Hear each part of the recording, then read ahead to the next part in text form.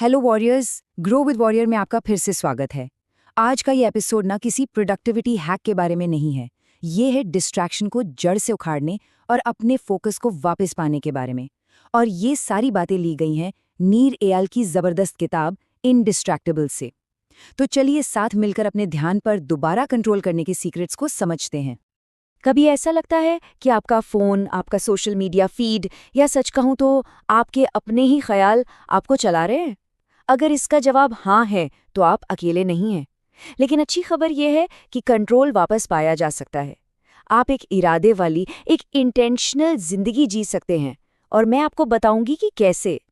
तो इस सफ़र को शुरू करने के लिए हमें सबसे पहले ये समझना होगा कि असली लड़ाई है किस चीज़ की।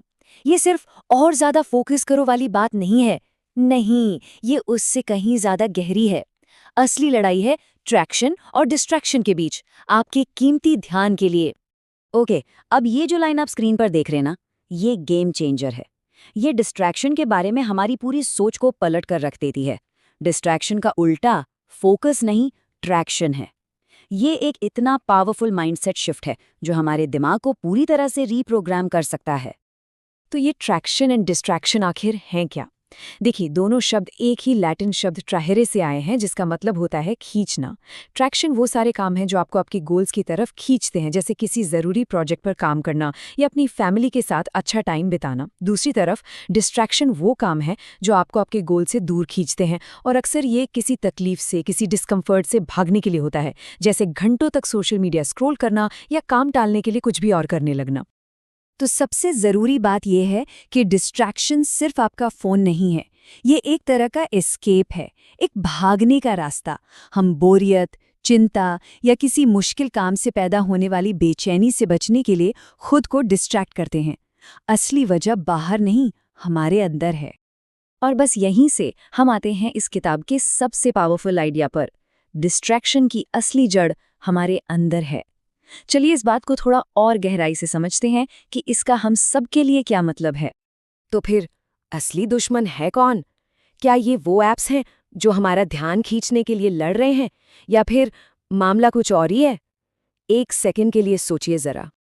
असली वजह है अंदरूनी बेचैनी, इंटरनल डिस्कम्फर्ट।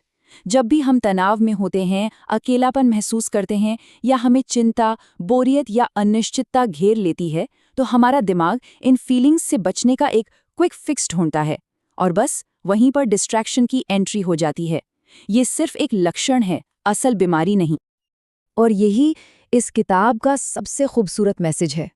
अगर आप उस भावना को, उस इमोशन को संभालना सीख जाएं, उस बेचैनी से भागने के बजाय उसके साथ बस कुछ पल बैठना सीख जाएं, तो डिस्ट्रैक्शन की सारी ताकत ही खत्म हो जाती है। आपको उससे भागने की जरूरत ही महसूस नहीं होती। ठीक है वॉरियर्स, तो अब जब हमने असली दुश्मन को पहचान लिया है, तो अब टाइम है अपना बैटल प्लान बनाने का।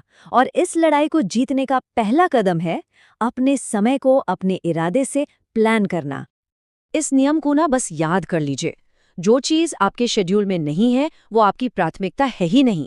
अगर आप अपने ज़रूरी कामों के लिए जानबूझकर समय नहीं निकालेंगे, तो वो काम कभी नहीं होने वाले। और इसका सल्यूशन है टाइम ब्लॉकिंग। ये बहुत आसान है। स्टेप 1, पहचानिए कि आपके लिए सबसे ज़रूरी क्या है, आपकी वैल्यूज़ क्या हैं। स्टेप 2, उन वैल्यूज़ को अपने कैलेंडर पर टाइम में बदल दीजिए। जैसे अगर हेल्थ आपकी वैल्यू है, तो रोज़ 1 घंटा जिम के लिए ब्लॉक कीजिए। अगर डीप वर्क आपकी प्रायोरिटी है, तो उस रिपोर्ट को लिखने के लिए 2 घंटे का फोकस स्लॉट बनाइए। और हाँ, ये एक चेतावनी समझ लीजिए, अगर आप अपना समय प्लान नहीं करते हैं, तो डिस्ट्रैक्शंस आपके लिए इसे प्लान कर देंगे। आपका समय दूसरों की प्रायोरिटीज और फालतू की चीज़ों से कब भर जाएगा, पता भी नहीं चलेगा। तो हमने अपने अंदर के ट्रिगर्स को संभाल लिया और अपने समय को भी इरादे से प्लान कर लिया। अब बारी है बाहरी दुनिया से निपटने की, वो सारे एक्सटर्नल ट्रिगर्स जो हमें हमारे रास्ते से भटका सकते हैं। देखिए, हम सबसे बड़ी गलतियों में से एक ये करते हैं कि हम अपनी विल पावर पर बहुत ज़्यादा भरोसा कर लेते हैं। लेकिन सच तो ये है कि विल पावर एक लिमिटेड रिसोर्स है, वो थक जाती है। आपका माहौल, आपका एनवायरनमेंट आपकी विल पावर से कहीं ज़्यादा मायने रखता है। असली तरीका है एक ऐसा माहौल बनाना जहां डिस्ट्रैक्शन से बचना आसान हो जाए। तो चलिए अपने माहौल को हैक करते हैं। अपने फ़ोन पर सारी गैर ज़रूरी नोटिफिकेशंस को बंद कर दीजिए। जब आप फोकस वाला काम कर रहे हों तो फोन को दूसरे कमरे में रख दीजिए। एक ऐसी जगह बनाइए जो सिर्फ और सिर्फ काम के लिए हो, और अपने दरवाजे पर एक छोटा सा नोट लगाकर बाकी लोगों को बता दीजिए कि आपको डिस्टर्ब ना किया जाए। गोल बस इतना सा है कि आप अपने माहौल को इस तरह से डिजाइन करें कि फोकस करना एक ऑटोमेटिक एक्शन बन जाए, जिसके लिए आपको बार बार अपनी विल पावर से लड़ना न पड़े। तो इन सब बातों से हम आखिर सीखते क्या हैं? हम एक बहुत ही पावरफुल माइंडसेट पर पहुंचते हैं। ये एक वॉरियर का माइंडसेट है। ये वो तरीका है जिससे हम अपनी जिंदगी का कंट्रोल वापस लेते हैं और उसे पूरी तरह से अपने इरादे से जीते हैं। ये फर्क है जबरदस्ती के फोकस और डिजाइन किए गए फोकस के बीच। जबरदस्ती का फोकस आपकी विल पावर पे टिका होता है, जो बहुत थकाने वाला और नाजुक होता है। आप हर वक्त डिस्ट्रैक्शन से लड़ते रहते हैं। लेकिन डिजाइन किया गया फोकस सिस्टम पर चलता है। ये ऑटोमेटिक होता है और मजबूत होता है। इसमें आप डिस्ट्रैक्शंस को आने से पहले ही रोक देते हैं। और एक बात हमेशा याद रखना, एक इनडिस्ट्रैक्टेबल लाइफ एक बोरिंग लाइफ नहीं होती। ये एक इरादे वाली, एक मीनिंगफुल लाइफ होती है। इसका मतलब है कि आप अपना समय और अपना ध्यान उन चीज़ों पर लगा रहे हैं जो सच में आपके लिए मायने रखती हैं। तो मैं आपको इस एक सवाल के साथ छोड़कर जा रहा हूँ।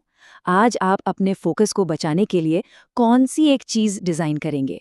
क्या आप अपनी नोटिफिकेशंस बंद करेंगे, या फिर अपने सबसे ज़रूरी काम के लिए एक टाइम ब्लॉक बनाएंगे?